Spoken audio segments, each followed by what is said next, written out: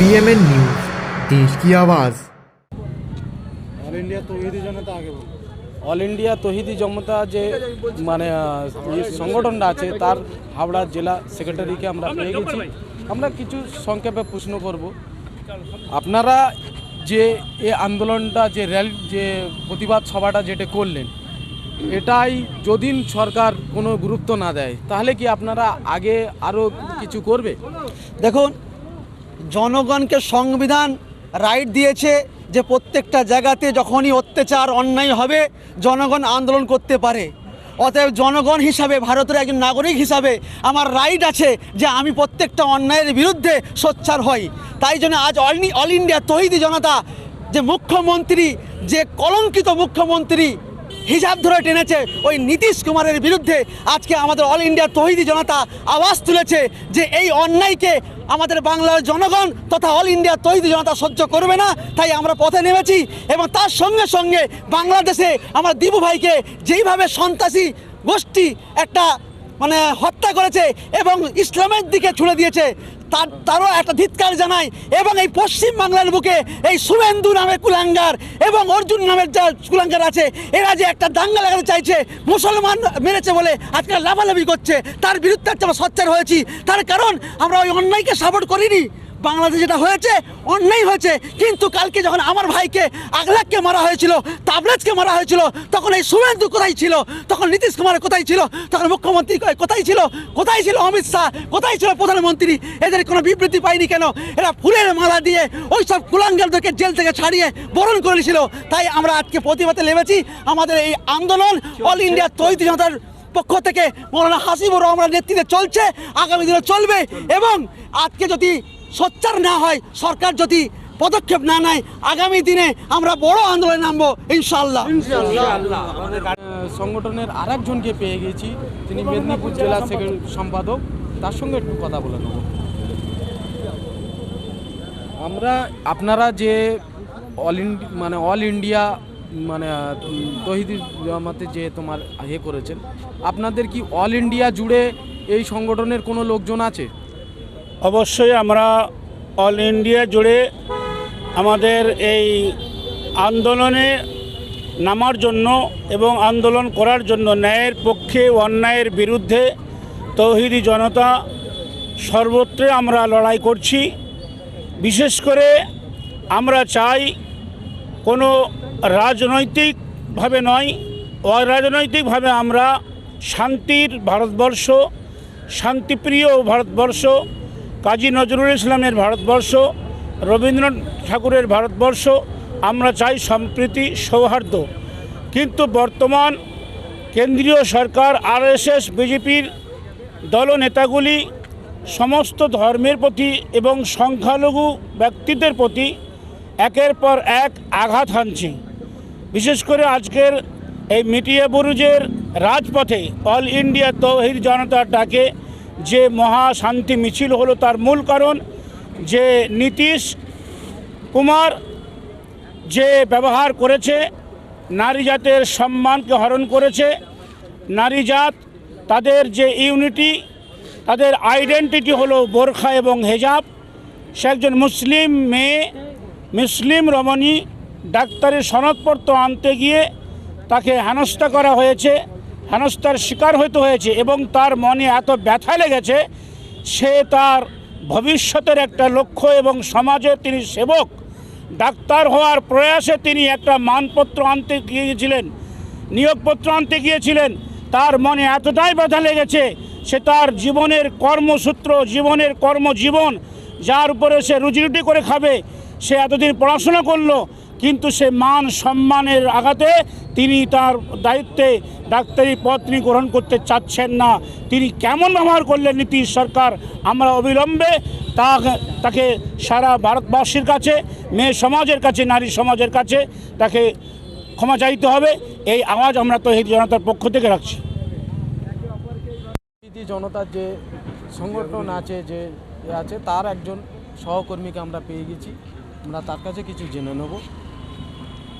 এই যে 1.5 ঘন্টা অতিক্রম করে যে মিছিলটা এলো, যে র্যালিটা, এটা কি আগামী দিনেতে আবার আপনারা করবেন?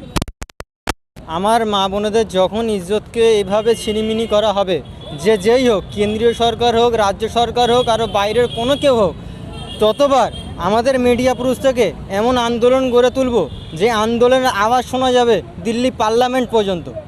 আর এই আওয়াজকে যে বন্ধ করার চেষ্টা করবে তাদেরকে কিভাবে আইনের আওতায় এনে শাস্তি দেওয়া হবে সেটাও আমরা করে দেখাবো ইনশাআল্লাহ।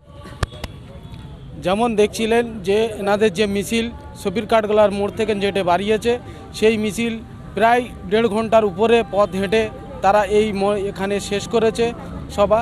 আমরা লাস্ট কিছু কথা আছে জেনে নেব যে তাদের যারা দায়িত্বতে আছে তাদের মধ্যে একজনকে পেয়ে গেছি আমরা।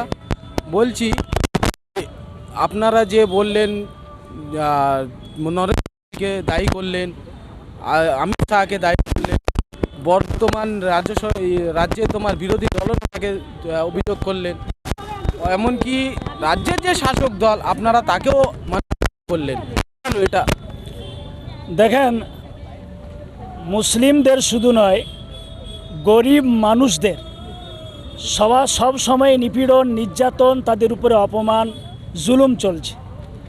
আপনার 2014 সালের পর থেকে আমরা যদি দেখি তাহলে আমাদের কাছে পরিষ্কার সূর্যের আলোর মতো কেন্দ্রের সরকার 14 সালের পর থেকে আসার পর সর্বস্তরের গরিব শ্রেণীর মানুষের উপরে অত্যাচার হচ্ছে। নোটবন্দি আপনারা দেখেছেন, আপনারা কোটি কোটি লক্ষ লক্ষ টাকার মালিক যারা, তাদেরকে আপনারা লাইনে দাঁড়াতে দেখেননি।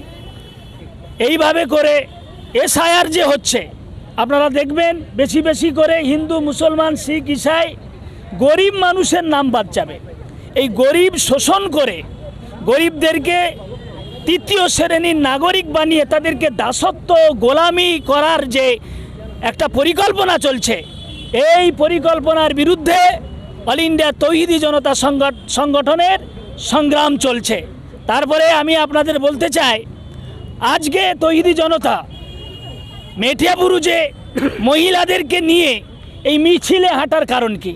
আপনারা দেখেছেন যে বিহারের মুখ্যমন্ত্রী, তার কাছে একজন ডাক্তার মহিলা, সে তার জীবনের অনেকটা সময় পড়াশোনার কাজে নিজেকে সে লিপ্ত রেখেছিল এবং সাথে সাথে স্কুল, কলেজ, ইউনিভার্সিটির গণ্ডি পার হয়ে সে শিক্ষা জগতে একটা ইতিহাস সৃষ্টি করেছে। তার জন্য মুখ্যমন্ত্রী নীতিশ কুমারের কাছে সার্টিফিকেট আনতে চেয়েছিল। মুখ্যমন্ত্রী নীতিশ কুমার তাকে সার্টিফিকেট দেওয়ার বদলে, তাকে পুরস্কার দেওয়ার বদলে তাকে এমনভাবে তিরস্কার করেছে, গোটা বিশ্ব জুড়ে তোলপাড় সৃষ্টি হয়েছে। আমরা তৌহিদি জনতার পক্ষ থেকে এবং সমস্ত মানুষের পক্ষ থেকে নীতিশ কুমারকে আমরা ধিক্কার জানাই। আপনারা জানেন, মহিলাদের এই যে হিজাবের ব্যবস্থা, এ ব্যবস্থার কারণ কি? আমাদের ইসলামের মধ্যে আছে কিছু নেতৃত্বস্থানীয় লোক যারা দেখবেন তারা নারী ভোগ করার চেষ্টা করে, নারী ভোগ করার সমস্ত সামগ্রী তাদের কাছে আছে, পয়সার তাদের অভাব নেই, জনগণের টাকা চুরি করে, রাস্তাঘাটের টাকা চুরি করে তারা নেতা হয়েছে। তাদেরকে নারী সাপ্লাই দেওয়ার জন্য অনেক পাপী মানুষও আছে, পয়সার জন্য নেতাদেরকে নারী সাপ্লাই দেয়। এই যে সমস্ত নেতারা দিনের বেলায় বলে খদ্দরের সাদা জামা পরে, ভাইরা আমার, বোনেরা আমার, কত সুন্দর সুন্দর কথা বলে, কিন্তু যখনই দিনের সূর্য অস্তমিত যায়, অন্ধকার নেমে আসে, এই সমস্ত নেতারা অন্ধকার জগতে চলে যায়, সুন্দর সুন্দরী মহিলাদেরকে নিয়ে তাদের সতীত্ব লুণ্ঠন করে। অতএব এই নেতাদের কাছ থেকে মহিলারা যাতে সুরক্ষিত থাকতে পারে, এই জন্য নেতাদের থেকে বাঁচার জন্য মহিলারা হিজাব ধারণ করে। হিজাব অবস্থায় যখন থাকে তখন এই নেতারা তাদের সতীত্ব লুণ্ঠন করতে পারে না। অতএব এই সুন্দরী মহিলাদের দেখে নেতাদের জীব লক লক লক লক করে। আর সেটা আমরা দেখেছি নীতিশ কুমার, তার এমন এই বুড়ো বয়সে সে যে কীর্তিতা ঘটিয়েছে, এটা পুরো বিশ্বের মুসলিমরা, বিশ্বের নারীরা, নারী জগৎ আজকে নীতিশ কুমারের উপরে ধিক্কার জানাচ্ছে। আমি আপনাদের চ্যানেলের মাধ্যমে, সোশ্যাল মিডিয়ার মাধ্যমে সমস্ত নারী শক্তির কাছে আমাদের আবেদন, তৌহিদি জনতা পথে নেমেছে, আপনারা কাঁধে কাঁধ মিলিয়ে নারী শক্তি একত্রিত হন। আগামী দিনে এই চরিত্রহীন নেতাদের মুখোশ উন্মোচন করে দেব এবং আগামী দিনে তৌহিদি জনতার পক্ষ থেকে নারী শক্তি নিরাপত্তার জন্য আন্দোলনকে আমরা সুগম করবো ইনশাআল্লাহ। দেখছিলেন এতক্ষণ আপনাদের সামনে উনি কথা বললেন, যেমন সেন্ট্রাল গভর্নমেন্ট যে আছে বিজেপি সরকার, নরেন্দ্র মোদীর যে ডাক ছিল 2014-তে ক্ষমতার আসে পরে, যে বেটি বাঁচাও বেটি পড়াও, সেই বেটিরা, যেই মেয়েরা যে পড়াশোনা করে একটা ডাক্তারি সার্টিফিকেট বা একটা জয়েন্টপত্র আনতে গিয়েছিল, সেখানে একটা সংবিধানে বসে একটা পদে নীতিশ কুমার যে চিফ মিনিস্টার, উনি যেভাবে মানে মহিলাটাকে অপমান করেছে, তার জন্য টোটাল বিশ্বতে বা ভারতের সব জায়গায় এর বিরোধ হয়েছে। কিছু মহিলা আমরা এই মাধ্যমে পেয়েছিলাম, তারা বি এর বিরোধ করেছে। আগামী দিনেতে এনারা যে দাবি নিয়ে বার হয়েছে যে আগামী দিনে আরও বৃহত্তর আন্দোলনেতে এনারা যাবেন। তো সেটা কোথায় যাবে? দিল্লিতে যাবে না বাংলায় থাকবে? আপনারা দেখছিলেন পিএমএন নিউজ বাংলা। আমি মেহবুব আলম मंडल, मीडियापुरुष, कोलकाता। जनहित से जुड़ी खबरों के लिए पीएमएन न्यूज को लाइक करें, शेयर करें और चैनल को सब्सक्राइब जरूर करें।